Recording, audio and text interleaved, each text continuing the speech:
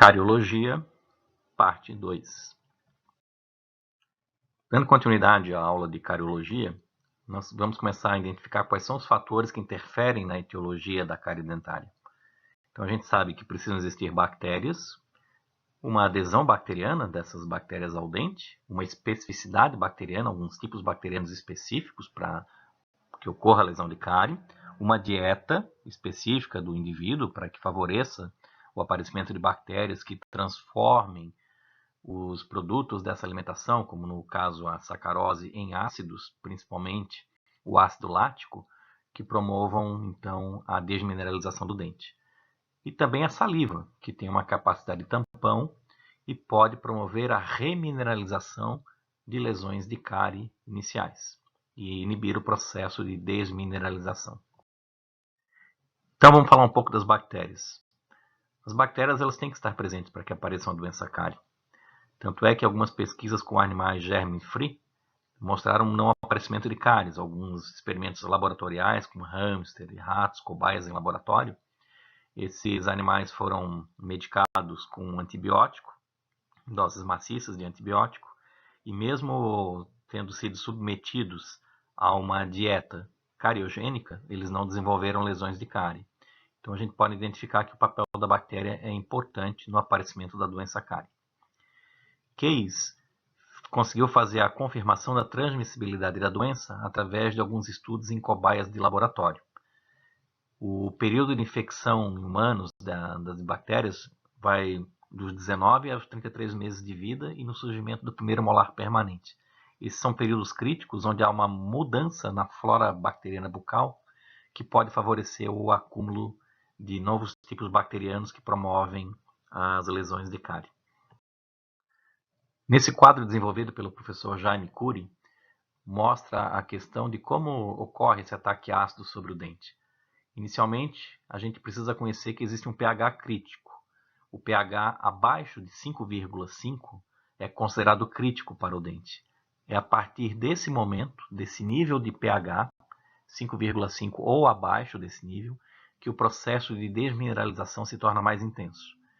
Então, a sacarose promovida na alimentação, que é sintetizada pela nossa placa bacteriana e as bactérias transformam esses açúcares, esses carboidratos fermentáveis, principalmente a sacarose, em ácidos, principalmente o ácido lático, esse ácido vai fazer um ataque nos dentes e vai remover minerais desse dente. Então nós estaremos num período de uma subsaturação.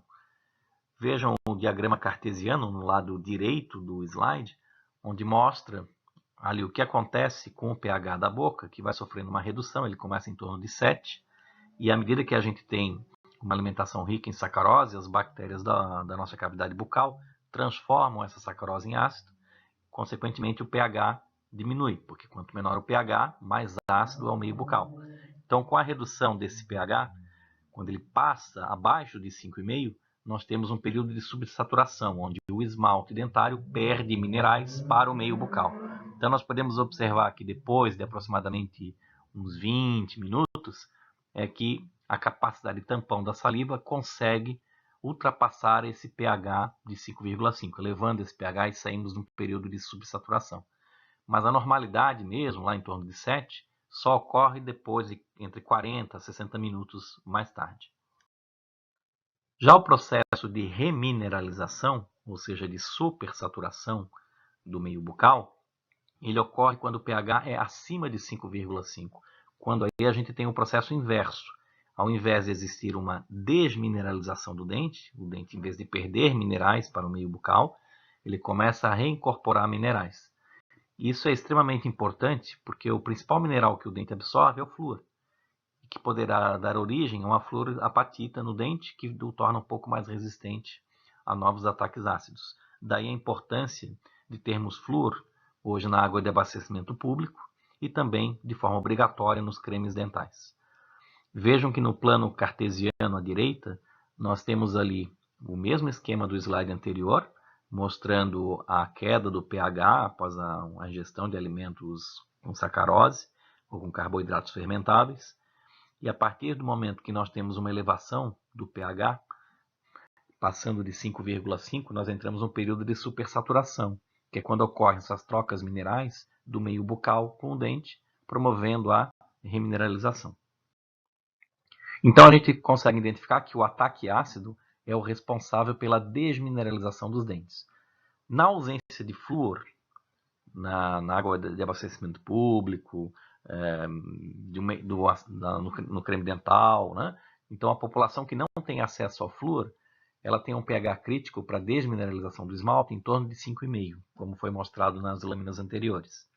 Porém, quando a sociedade ela recebe a água de abastecimento público fluoretada, com índices seguros, estudados e confirmados pela ciência, esse pH crítico ele é reduzido para 4,5. Ou seja, o nível de proteção e de resistência do esmalte a ataques ácidos ele é maior. Porque quando há produção de ácidos, esses ácidos eles só terão suficiência para atacar o esmalte quando o pH da cavidade bucal for abaixo de 4,5. Então a gente consegue tornar, com o uso do flúor, os dentes mais resistentes a ataques ácidos. Case, em 1960, ele desenvolveu uma tríade chamada tríade de Case para tentar explicar o mecanismo de aparecimento da doença cárie. Então ele colocou de um lado a dieta, de outro lado o micro-organismo e de outro lado o dente. A conjunção, a intersecção entre esses três fatores é que justificariam o aparecimento da doença cárie. Então, a necessidade de ter um dente suscetível, micro-organismo presente e uma dieta compatível que faça com que esse micro-organismo produza ácidos e assim possa se desenvolver a doença cárie. Então, a suscetibilidade do dente à cárie ela é sempre determinada pelo grau de mineralização do esmalte. Se o esmalte é mais mineralizado, a gente tem uma maior resistência aos ataques ácidos. Se o grau de desmineralização é menor, a dissolução ácida consegue diluir mais, roubar mais sequestros minerais desse dente, e o dente então tem uma menor resistência. Não existe um dente suficientemente resistente à cárie, por mais que se procure aumentar essa resistência através de métodos químicos ou mecânicos. Sempre a gente ficará na dependência de um desafio cariogênico, que o indivíduo será submetido pelo meio da ingestão de uma dieta cariogênica, por carboidratos fermentáveis, como por exemplo pela sacarose. Então, entendendo esse pensamento, a gente deve observar que o fator suscetibilidade, na hora de imaginar uma estratégia de prevenção, ele deve ser sempre considerado como um fator de importância relativa. Na verdade, a gente tem que se preocupar mais com a questão da mineralização e da desmineralização do dente, como reverter esse processo. Então, a presença de micro-organismos na cavidade bucal, pode ser na saliva ou na placa bacteriana, não é um fator determinante para o aparecimento da doença. Mas a gente sabe também que ele tem participação inquestionável e indispensável. Se eu não tiver o micro-organismo presente, eu não vou ter a lesão de cárie. Mas ele não é o único fator determinante. Além disso, eu preciso ter a dieta, preciso ter maus hábitos de higiene, tudo isso está relacionado com a doença cárie. Então, a lesão de cárie passa sempre por um metabolismo bacteriano, culminando com a formação de ácidos e a consequente desmineralização do esmalte, desencadeado sempre num processo fisiológico de desmineralização. E é essa desmineralização que então explica o aparecimento da doença cárie. Se voltarmos um pouco em estudos observacionais da época do homem pré-histórico, pensando no homem primitivo, ele não consumia os alimentos industriais que a gente tem hoje. Eles consumiam alimentos mais naturais, então o processo de desmineralização do dente, né, o processo Desré, numa situação de desequilíbrio para Desré, não era tão intenso.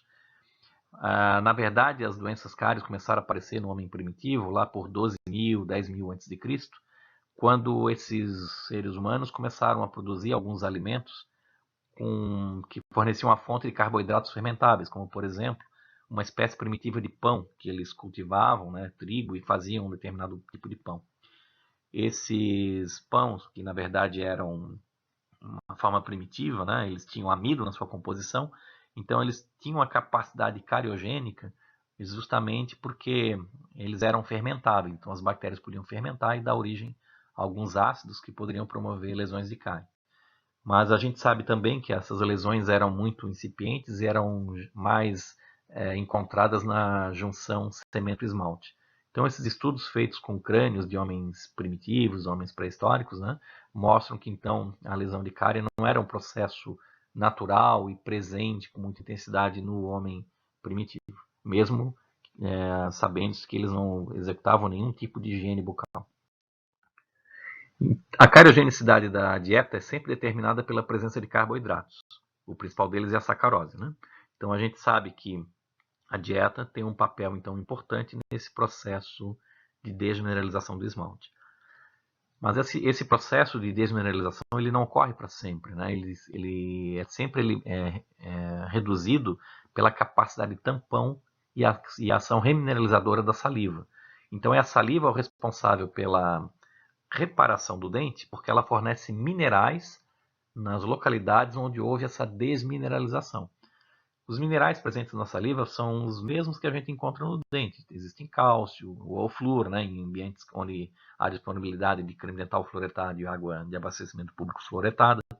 Então, o processo de tampão da saliva ele é fundamental para que a gente consiga reverter um processo de desmineralização por meio de um processo remineralizador do dente. Nilbrum, em 1983, ele modificou a tríade de Case. Ele colocou mais um anel nessa curva, o anel tempo, já que a gente precisa, para ter cárie, a intersecção entre uma dieta cariogênica, a presença do micro-organismo, um dente suscetível, mas há também necessidade de tempo, porque a saliva ela tem um papel fundamental a partir do momento que ela consegue remineralizar lesões de cárie incipientes. Então, o fator tempo é fundamental. Quanto mais tempo você tem contato com uma dieta cariogênica, mais tempo os micro-organismos ficam agindo sobre esse dente suscetível, maior é a probabilidade de você desenvolver a doença de cárie. Por isso, Nilbrum, em 1983, acrescentou o anel tempo à tríade de Case. Na década de 1990, Fejerskov e Mange propuseram a criação de mais círculos como forma de englobar alguns determinantes sociais que também servem para explicar o aparecimento de cárie dentária. Então, sabe-se que o fator necessário é a presença de biofilme com bactérias. Um fator determinante, também no aparecimento das lesões de cárie, de forma negativa, é a presença do açúcar. E de forma positiva, é a presença de fluoretos. O fluoreto inibindo o processo cariogênico e o açúcar aumentando esse processo cariogênico. Mas existem também alguns fatores moduladores, tanto do ponto de vista biológico, que é a saliva, pela sua capacidade remineralizadora e capacidade de tampão de neutralizar ácidos, como também existe o fator modulador social, onde variáveis socioeconômicas podem interferir no aparecimento de lesões de cárie e na prevalência e na incidência de novas lesões. Então, um novo tipo de explicação para o papel da cárie na sociedade foi estabelecido da seguinte forma. Se mantém a questão biológica, onde precisa-se de um dente suscetível, de um micro-organismo responsável pela redução do pH bucal, o fator tempo agindo, um dente suscetível, a saliva agindo. Claro que a saliva tem que ser analisada conforme a sua capacidade de tampão, a disponibilidade de flúor, a questão da dieta também é muito importante, né? Que pode modificar o meio bucal, mas ele acrescenta alguns outros determinantes, que são a classe social do indivíduo, o padrão de renda, o nível de educação, razões comportamentais, as atitudes desse sujeito e também o grau de conhecimento que ele tem para promoção em saúde. Então, todas essas questões que não são diretas do ponto de vista biológico também acabam interferindo no aparecimento de lesões de cárie. Então, a cárie, a partir desse momento, passa a ser vista com estudos epidemiológicos que determinou que alguns grupos populacionais são mais afetados do que outros. E nós, então, começamos a identificar, através desses estudos epidemiológicos, que existe uma polarização da doença cárie. A polarização ela mostra sempre dois polos. Um grupo de pessoas com ausência da doença cárie, um grupo bastante expressivo nos dias de hoje. Aqui na região de Florianópolis, por exemplo, já se tem conhecimento que entre 50% a 55% da população é livre de doença cárie, não tem mais a doença cárie nos seus dentes. Isso quando a gente faz um levantamento em escolares na faixa etária dos 12 anos de idade. Então, é uma doença que praticamente não atinge mais metade da população. Porém, a gente também tem um outro grupo com muitos casos de lesões de cárie, mas em poucos indivíduos. A gente conseguiu reduzir nos últimos anos, né, nas últimas décadas, melhor dizendo, a prevalência da doença cárie. Ela é menos frequente, menos severa, Muitas pessoas têm lesões de cárie em pequena intensidade, lesões de cárie muito incipientes, e poucos indivíduos têm lesões de cárie com grande intensidade, com alto grau de severidade. Então, essa polarização que é mostrada pelos estudos epidemiológicos traz à discussão o termo iniquidade, ou seja, existe muita injustiça na questão da saúde. Por que um grupo populacional muito expressivo não tem a doença e por que um determinado grupo populacional pequeno se concentra a maior parte dos casos de doença, a maior parte da prevalência da doença. Então, além da questão biológica, a gente tem que estudar também a questão social, porque são fatores socioeconômicos que acabam explicando a verdadeira razão de por que essas doenças são mais afetadas do que outras. Porque essas pessoas não têm água encanada, porque essas pessoas não têm conhecimento, porque têm menor nível de renda, menor nível de instrução. Então, essas questões de iniquidade é que trazem explicação ao fator da doença cárie. Então, conclusões que a gente pode tirar nessa aula de hoje. Primeiro, que a doença cárie ela é açúcar dependente. Ela depende da sacarose para existir. Ela é previsível do ponto de vista biológico. Ela é inadiável do ponto de vista social. E ela é remediável através da higiene e da aplicação de fluoretos.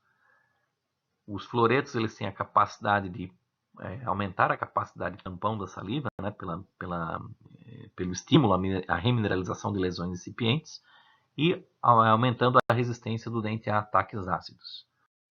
Por fim, eu queria mostrar esse gráfico, que é bem ilustrativo. Ele mostra uma relação que existe entre pasta de dente com flúor no mercado, o percentual de cremes dentais com flúor no mercado, com a redução no índice CPOD aos 12 anos de idade em alguns países. O índice CPOD, que está no eixo Y, no eixo vertical, é um indicador que mostra, na verdade, a prevalência da doença num determinado grupo. Esse índice CPOD ele pode reduzir ou aumentar ao longo dos anos. Nós estamos vendo aqui que tem valores negativos e valores positivos. Os valores positivos indicam que o índice CPOD teve uma mudança para cima, ou seja, aumentou esse índice. Então, a população está sendo mais afetada por cárie. Quando ele está abaixo de zero, indica que houve uma redução do índice CPOD. A boa parcela das pessoas tem um índice CPOD médio mais baixo.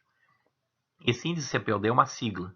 A gente vai ter uma aula futura sobre isso. Mas já para adiantar, C seria dentes cariados, P, dentes perdidos por cárie, O, dentes obturados por lesões de cárie. A gente sabe que o termo obturado não é um termo correto, seria melhor referenciado como restaurados, porque obturação se refere a preenchimento de canais radiculares durante o tratamento endodôntico. Mas o índice é antigo, ele tem essa nomenclatura, então não se mudou. Então, dentes cariados, perdidos ou obturados por cárie. E o D significa dente, então CPOD. Então, um indivíduo que, por exemplo, tem 5 dentes cariados, ou perdidos, ou obturados, ele tem um CPOD igual a 5. Se faz uma média populacional entre os indivíduos, através de estudos epidemiológicos, qual seria o índice CPOD da comunidade, né, o CPOD médio, e a gente verifica ao longo dos anos se ele está sofrendo variações percentuais para cima ou para baixo. Então, isso foi feito em alguns países, esses que estão listados aqui. Isso colocou no eixo Y. No eixo X, foi colocado o percentual no mercado de pastas de dente fluoretadas. Algumas pastas de dente têm flúor, outras não. Esse é um estudo mais antigo. Antigamente, na década de 70 e 80, não havia a obrigatoriedade de colocar flúor no creme dental. Hoje, por exemplo, no Brasil já é obrigatório. Todo creme dental vendido no mercado nacional tem a obrigação de ter flúor na sua composição.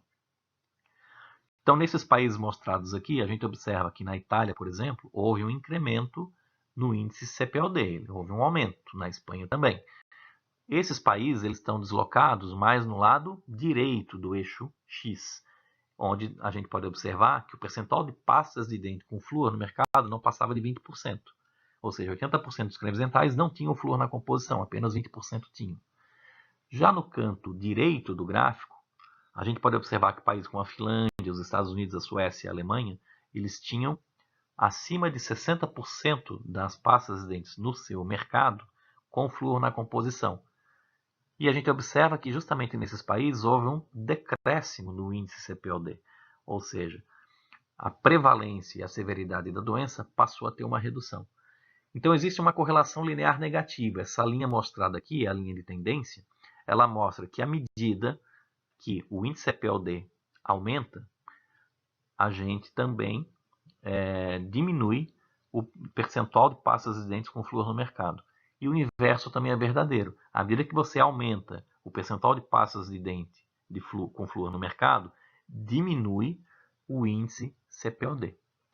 Então, a gente vai discutir em aulas futuras mais essas questões do flúor, mas para deixar aqui, então, o fechamento da aula, esse pensamento. O flúor é uma importante conquista em saúde pública para a prevenção da doença cárie. O gráfico, então, aí mostra o declínio da cárie nos anos 70 e 80 em alguns países industrializados, em relação à proporção de pastas de dente no mercado que continham flúor. Por enquanto é só, e até a próxima, então.